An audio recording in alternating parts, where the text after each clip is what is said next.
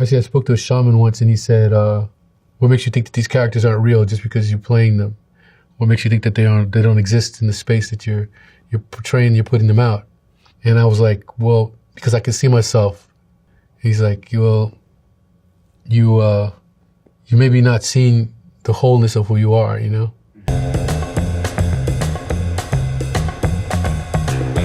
Best times at Ridgemont High. I played Charles Jefferson in that. It was an interesting one because I used to play football in high school and in college briefly for a year. The reason they didn't want to cast me was because I had just at that time lost a lot of weight. So I was like really thin, you know. It was mostly from starvation, from not having any money, you know. And I had to gain all this weight. I gained like 40 pounds to play that character, which normally would have been probably my size anyway. But it was like ironic that that's what I had to do for that part. It was interesting. I think it was sort of the birth of a lot of guys like myself and Sean Penn and Nick Cage and Ali Sheedy and a lot of us. I mean, Sean was in character. I remember one time him and the guy who plays my brother were like standing behind me, like discussing stealing my bag. Like they were going through this whole thing about it. And I like finally let them know that would be a mistake. I think that's how I got to know him. I mean, we hadn't worked together, but we had a mutual respect for like the way we work and stuff. And he spoke to me like later about coming to do a film. I think it was called Bad Boys. But I went back to school and I felt I needed to learn some more about acting. So that's what I told him. I needed a little bit longer before I get put in the camera anymore. I didn't feel like I was good enough to be permanently put on film for forever, you know.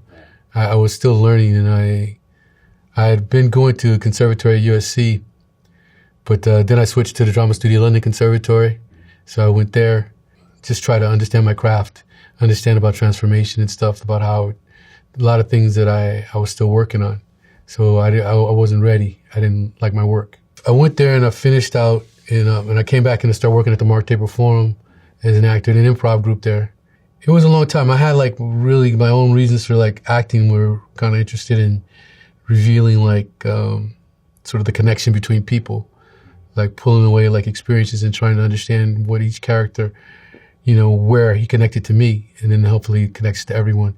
And so that was like my journey, my internal journey, my purpose around it. So it took a long time for me to be able to feel like I could do that. So I was deep into my career. I mean, really deep into my career before I felt like, okay, this is what I should do for sure. You know, I mean, I think I had already won at cons, you know, and even years after that, I still was like doubting whether I had the capacity to be able to play the character. And I was trying to figure out how to do something that people were telling me I couldn't do. I was trying to figure out how you can disappear into the character and transform so greatly that it's another person in a way. Actually, I spoke to a shaman once, and he said, "What makes you think that these characters aren't real just because you're playing them? What makes you think that they don't exist in the space that you're portraying? You're putting them out?" And I was like, "Well, because I can see myself." He's like, "Well, you maybe not seeing the wholeness of who you are, you know." But that didn't work for me. It took me years and years and years and years and years till finally, really, probably. I learned something from a number of characters, but probably Last King, like, helped me understand something I didn't understand before. But it's weird because you can't necessarily repeat it. I didn't find a technique to make me be able to do it all the time. It was always a new discovery every time I started a different part, a whole new process that I would have to find. The Last King of Scotland. In The Last King of Scotland, I played Idi Amin, who was a dictator in Uganda, noted for having done a number of atrocities. I had played Charlie Parker in Bird before, so I had played a real-life character. I think what it does is things that you have to create, like when you play a regular character, like you're playing a mechanic, then you say, okay, you figure out where he went to school, you figure out, you know, how many people are in his family, his relationship to his community, you know, how he trained. You get to do all that kind of study to play the character. But when you're playing a real character, a lot of things have been answered. At least the building blocks of being able to, like, I know how old he was. I know when he became president. I know what his reputation was. I interview people that knew him, interview people that talked to him. So there's a spine that you can at least lay the rest of your work on.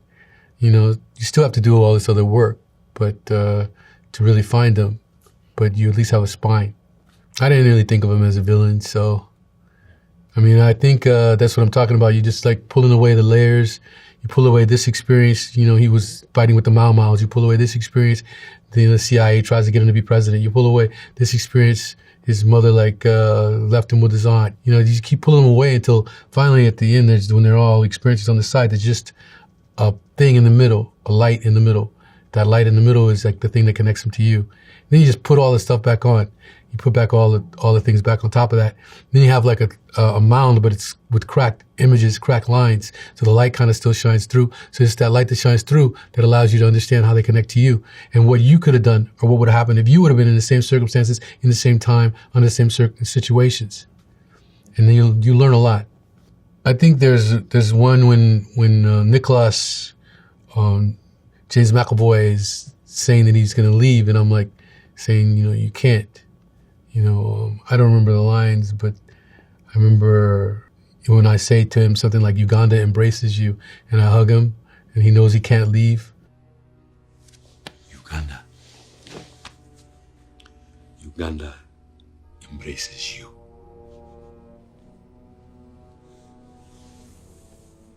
I think there was something that I worked on, and there was something about the madness that happened too when everybody was attacking him, because I think his fears of being attacked and betrayed like fueled a lot of his decisions as an ex-soldier. There's a scene where I'm lamenting, I guess, the fact that I kicked out the Asians from the country, and that it was a mistake, and he should have helped me know that it was a mistake, and he didn't. So it's his fault, you know. And there was some interesting scenes. You should have told me not to throw the Asians out in the first place. I begged, but you did not persuade me, Nicholas. You did not persuade me. There's a number of them, you know, to be so angry, to be so much in pain as he was, and then to have to torture his friend, to feel betrayed. Betrayal was a big deal for him. You know, there was 11 factions around the country that were trying to destroy him, like different armed groups. So some of his paranoia was true. The Color of Money. It's interesting because I was a replacement. They would hire somebody else to play the part.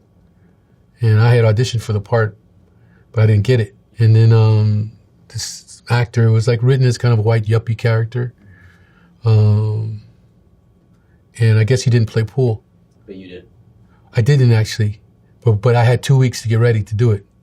So I was in the pool hall like 14 hours a day, just playing pool. First thing I got to Chicago, I went to the pool hall to play. I brought my own stick. And then the first thing that Martin Scorsese made me do actually wasn't the audition of the lines, it was actually to play pool. So I played the 9-ball champion of the world for that game. And what happened was the 9-ball champion was trying to convince Martin Scorsese to do 8-ball, 2. So for me, it was a good stroke of luck because I got to go first and I got to do 8-ball and the balls fell pretty well. So I almost won the game, you know? And then I missed, and you can't really miss against a guy like that. So that was that. You're a hustler. Hey, you don't want to pay me? Keep it. Forget it. I don't want no bad feelings. When a guy loses, I lost, I paid. I don't... You're a hustler, Amos.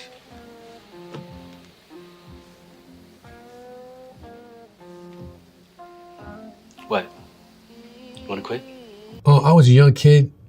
I wasn't really dealt with like, you know, like as a peer really. Mm-hmm. You know, in fact, most of the time I was in the back watching them rehearse. Yeah. I didn't really even get into the rehearsal process. Then I did the scene, and got some differences of opinion on the scene, on what I would do. But I was pretty clear on the way the character would behave. So ultimately, I did that. Hey, I want to ask you something. I want you to be real honest with me.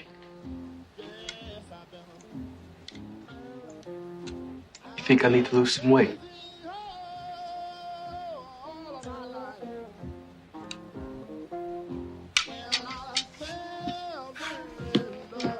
Yeah, it's a really interesting character. It's very simple. It's one scene, but actually, I think it's a pivotal scene for me career-wise, because Pauline Kael like wrote something about it and became like something that other filmmakers like noticed and stuff. Bird. Charlie Parker. That was the first time. Like, there's like some pivotal films for me. Like I consider like 4 films that were pivotal for me, and that was one of the first ones. I think because Clint Eastwood like trusted me to play that character. I hadn't done nothing to justify being able to play a role of that magnitude. So I was nervous and afraid. And it taught me a great deal about like diving in through my fear. I always talk about it like dancing out on a limb, you know, where you know that the limbs are going to possibly break, but you dance anyway. Then you realize from doing the project that even if the limbs break, you won't break necessarily your body. You may break your arm, but you'll be okay. And that project taught me a lot about being in character, finding the character. I had like I didn't have very much film footage, only like maybe, I don't know, it was a 15-second clip. That's all there is of Charlie Parker on video. So I had his books. So I had like moved downtown because I needed to be away from everything. Moved down into like more where like some of the heroin addicts were and stuff like that. Then I just put like his pictures all over around the loft. And I took the sax. I went and got a sax as soon as I thought I had to part. Turned out later that the sax was broken. And I was wondering how it was so hard to make a sound out of it. But it was good because when I got a real sax, it was a good sax, then the sounds were able to flow out because I had been practicing so hard, trying to make a good sound come out of nothing. That was the beginning of like trying to figure out the character, reading this stuff, talking to his wife, you know, trying to understand what heroin addiction and stuff was. And if you want to play like Bird, you gotta shoot shit like Bird. Is that what you thought? Is that what they told you? I don't remember. No! No! It don't help, man. Don't help. Don't you know that? Clint Eastwood directed Bird. I mean, I think he understands the acting process. He created situations that would allow me to learn more. Like I think it was with, is it Buddy Johnson? It was a sax player that he like set up for me to meet, and set up for me to meet his wife, and set up those kinds of things. That was helping me figure out the character. And then he could say something really simple like, just hold your head up. It means a lot at certain moments when somebody just says something very simple, but then you do it and then it like changes your whole attitude towards the face of the scene. Yeah, there's a couple of scenes that strike me when that one. There's one when I die. I had like been getting ready for the part to do that scene, and I hadn't slept for days. I came into the scene and I laid down on the couch where I was supposed to do this shot, and I fell asleep. They were filming. I fell asleep because I was laying down, and then I was getting woken up, and I look at this guy and he's got a smile on his face, and it's the guy who's playing the doctor in the scene. But I was like, who are you? You know, it was like really. I'll never forget that, because then I looked over and I realized, oh, there's cameras here. And I was like, oh, I'm doing this scene, you know, but Clint was like, and I was like, I'm sorry, Clint. And he's like, no. Let's do it again. Let's do it again. So then I got to do a chance to do it again. There's another scene, I think, where when my daughter dies, and I have to continually call. I'm calling to like to talk to tell my wife that I'm coming home. I know that our daughter died, and that scene was really just a series of the same call over and over and over again, and it's like a slow descent into pain. But that scene was interesting too. The news of our daughter's death surprised me more than it did you. Do not fulfill funeral proceedings until I get there. I shall be the first one to walk with you into the chapel. Forgive me for not being in the hospital with you. I always say it was the four films that kind of like mark me for me, I guess probably would be, one of them would be Bert, when we're talking about probably Ghost Dog, Last King of Scotland, and actually The Butler. And they all give me different things. They all like taught me different things. Ghost Dog, The Way of the Samurai. It was written for me. Yeah. I met Jim in a Super 8 parking lot, and we decided we wanted to work together. And then like a year or so later, he called me and said he had an idea. So then we just started meeting and just talking about philosophy and different things. That went on for a series of time. He'd come in and we'd hang out for like 5 or 6 hours, and then he'd go back to New York. And then one day he said, I'm going to write it. Then he wrote the script that in his mind at the time he said was his representation of who I was. I thought it was brilliant. It's a difficult role. It taught me, like I was saying, like different things teach you different things. It taught me a lot about silence and vibration, because there were scenes where I was, just sitting there driving for like minutes at a time with no dialogue, just the camera sitting in front of me. And I had to figure out how to vibrate well enough to like make the audience hear my thoughts enough and feel my energy enough to be compelled to watch, that long. Taught me a lot about vibration and silence. Like Last King taught me about transformation, transmutation. It's a little different about shifting your energy to such a degree that maybe you can disappear. I try to want to feel like I could do that, but every time it's always something new. Every time in the journey, I think I figured something out, and then it's like just as hard to get the character the next time. I don't know what that is about. But I mean, there's always something carried with you from a character. Not necessarily for the next character, but for you as a person, and of course you bring in yourself. It's like little incarnate lives. It's like you're reincarnating all the time. And each time there's like a little thing that's left from a life before. Maybe it's the way you say a word, or maybe it's the way you gesture, maybe it's the way you react to a certain thing, your awareness about it just informs you differently. There's so many scenes in that movie. I like the kind of Frankenstein reference. I like with the little girl, when I'm reading the book and stuff. I think the stuff with Isaac de Boncolet, he's the ice cream vendor, is really unique. Two people having a conversation, they don't understand each other, but they completely understand each other. I think that's something brilliant out of Jim's mind. Lee Daniels, the Butler. I auditioned for the part. Is that something you typically do anymore? Or it depends on if the part is something I really want to do, and if they would need that from me. If they when I did Last King, I auditioned. I understood that the director was wasn't sure. He hadn't seen me do anything like that, and he wasn't sure if I would be able to pull it off. So I understood. And I don't know, as far as the Butler, I don't remember what Lee's question was about that one, but I did audition with Oprah, with him, and then they just moved forward right there.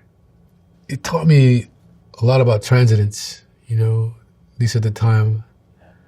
I would like sometimes just feel like I was in a sea of blue, like everything was just moving perfectly. I didn't have to do anything sometimes, like I don't know what it was. But it taught me that space, which I grew trust in when I was doing the project. I didn't necessarily have it on this TV show. I'm not sure. But I did then. It was one of the first times I'd ever felt that way. Where everything was like moving on its own. Everything was working. The scene where I go and I explain to the person in the White House that I need to get a raise and I've spoken to the president and I'm standing up for my rights at that point. I'm going to have to be paid the same as a white help, or I'm going to have to move on. I guess you'll be moving on then. I think I'm like maybe 90 something in that scene, you know, because that was the thing about it was a great challenge for me. That I learned, I haven't applied it, I guess, but I learned a process of how to age in this film that really was something I had never done before. It was like figuring out different parts of my body to move from, and certain parts where I could put pains in my body from emotional memories and stuff that would affect me inside the scene. It was very technical in some ways, I think. But then it led to like this sort of transient state I was talking about. I told the president that you'd say that. He told me to tell you to take this up with him personally. I broke the script down like to like what I call hot points, you know, in the body and stuff. I did that on my own. And then where you move from at different ages, that one affected me. That one was bad. In some ways it gave me the great experience, but it affected like my body. Like later, even now to this day, I think it affected me. Yeah, I can feel it. I should, you know, whatever it was I did to convince myself that that's what I needed to do. I don't remember what it was. Somewhere in my DNA somewhere. But that's what I did. Rogue One. Yeah, I've seen all the Star Wars since I was in high school. I thought it was great. You know, I mean, it's a great character. I love Star Wars, and I like science fiction anyway. That was a great one, and it was an amazing role because it was like one of the, if not the first, one of the first kind of gray characters in the trilogy, in the history of, you know, the show. He was created by Lucas, I think, as a particular standalone character, Saw Gerrera. He was like a revolutionary, and you see that he's a character who's fighting for good, but like is torturing people, and that he lives in a gray area of what he thinks by any means necessary, you know, in order for us to win. And I think that was a really unique character to get to play in the Star Wars history. Usually it's like good or bad. You're either going to be with Vader or you're going to be with Luke. You know, it's like, as opposed to like always in the middle, where I will torture you if you know, in order to get the information I need to save the universe. He was trying to save the universe from the dark, you know, and he would do whatever it took to do so. And that is an unusual attitude towards a character in Star Wars. Poor Gullet will know the truth. The unfortunate side effect is that one tends to lose one's mind. Yeah. When I first went there, I walked on the set, and it was a battlefield, and there was like a bunch of clones that were, you know, they were dead on the ground and stuff, troopers, you know? And it felt like a war zone, and that was like unusual to me, because when you think of Star Wars, you don't think of blood, because they don't really, you haven't seen it, but this director was pushing it towards that, for it to feel like war. So when I went to my domain, it was all practical sets, except for like the window. But everything else was like built. So it was tangible for me. I could touch it, except for like if I was looking at a 3D object or something like that. Arrival. In Arrival, I play, I think it was a colonel who was tasked with like communicating with these alien beings, and brought in a team to be able to do so. And it was interesting because I was playing strength. I mean, as a leader, as an academic military man. That was kind of interesting to play. I played a number of military characters before. That one, he was a little different, you know. I think I regionalized him. I think he came from the East Coast. Yeah, I'm pretty sure I used more of a Boston accent or something. Always try to figure out where you're coming from and stuff. Doesn't mean that you have an accent. It just means that, you know, because everybody from different places don't have accents anyway. But it just helps you figure out what the heck you're doing. You know, how you would respond. If I tell you I'm from Baltimore or from Boston and I'm a mechanic, immediately you like start to like simulate like a bunch of thoughts around it. It's not like, yeah.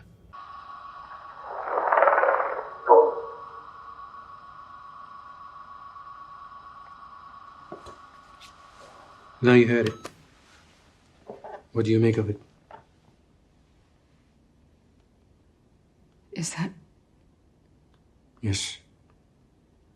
Amy Adams was amazing to work with. She's a really talented actress, you know. She's really amazing. I thought she was really committed to the scenes and stuff like that, and just kind of was pushing herself to do some great work.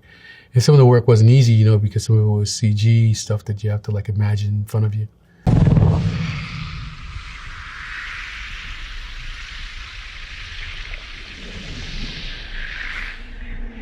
I think that they did some kind of, because they gave us this big screen, and there was something moving behind it that we could look at. And I think that in the drawings they had something, but I mean, the reality of it didn't happen until later. I think he was figuring all that out. We were in like what do you call those, hazmat suits or whatever? Yeah. And it was easy to react to it because it's like I say, it was like a big giant, like almost film screen, and behind it was like little puppets or silhouettes moving around. So, you know, I think as a military guy at that point, I wasn't looking at it in any kind of state of fear. I was looking at it as an exercise of communication, because that was what we were there for. And I think the movie tries to deal with this issue of communication. The Crying Game. I play Jody, yeah. I don't remember if I had a last name. I mean, I must have, but I don't remember it. Jody is a soldier.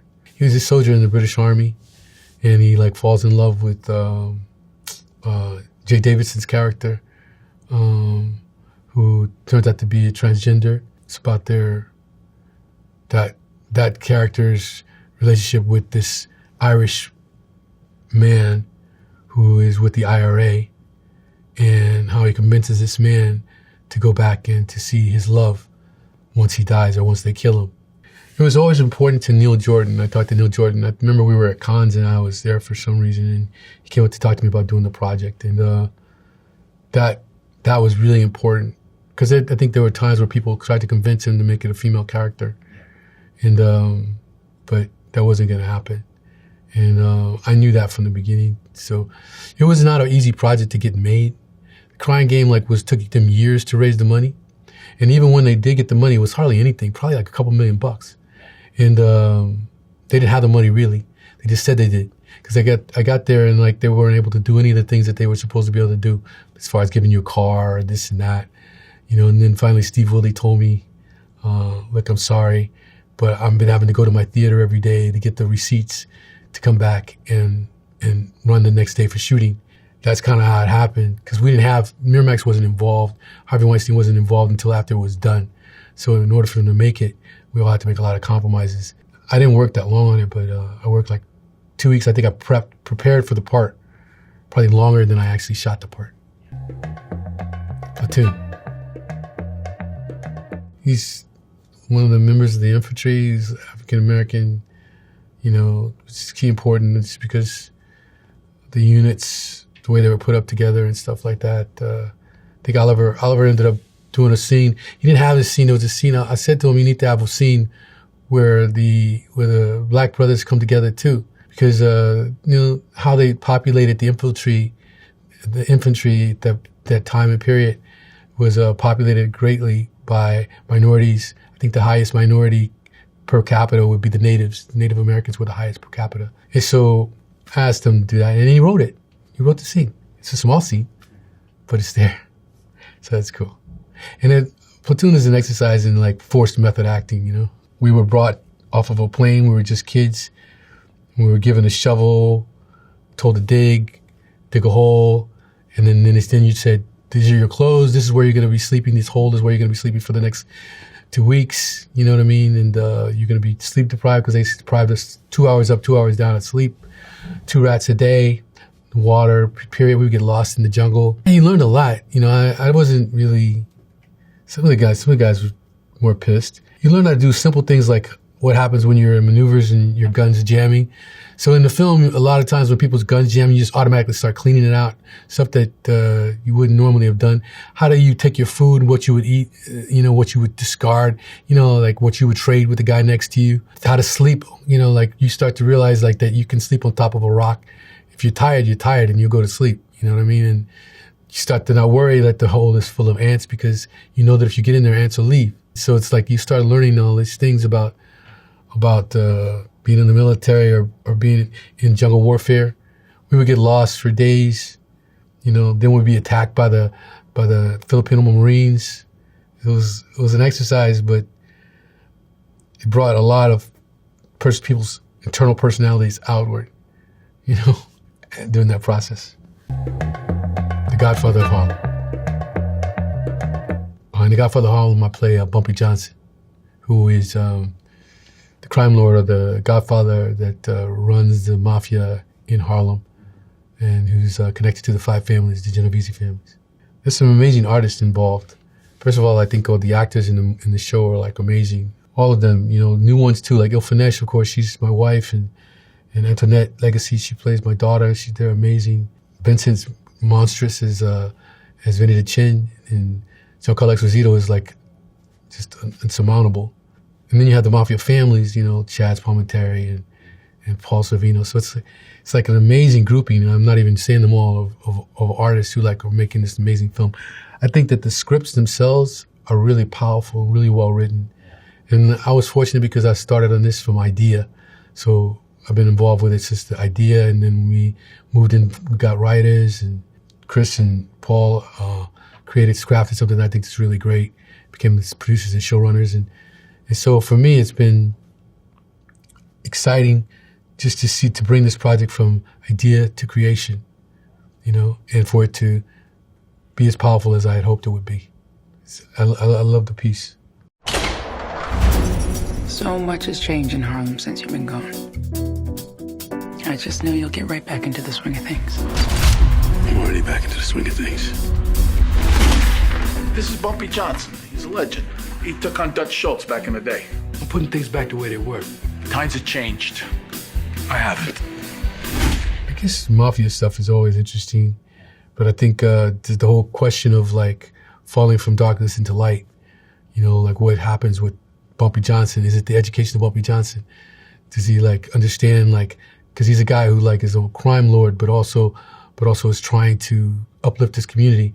So what happens when a heroin dealer has to like deal with his prostitute, heroin addicted daughter on the streets, and how he resolves that and what that says to us? And I think it was important for us to bring the messaging of today into the piece. So a lot of stuff about the opiate crisis and the polarization of the country and the immigration issues, all these things are inside of the true story of what happened in 1963. And they're reflected for people to look as a mirror for what's happening today. And I think even like the civil rights movement that's going on inside the piece, because it deals a lot with his movement with Malcolm X and his friendship with him. We can see like these protests and marches and things popping their heads up, coming out in our state today. And hopefully people will continue to protest for human rights. And I think the show talks a little bit about that, while it's unbelievably entertaining. How do you feel about the opportunity to play a character for longer? Yeah, it's great because I get to look at all the avenues of the character and expand on them. The family in this project is really important, and I wouldn't get to explore the depth of that family like I'm going to be able to as we go through it over the next number of years. The political structure, like him like dealing with civil rights movement, and I wouldn't get to explore it. But this way, I have a really broad stroking brush to be able to create like a fully actualized character, and at all points being complex, but then looking at the next complexity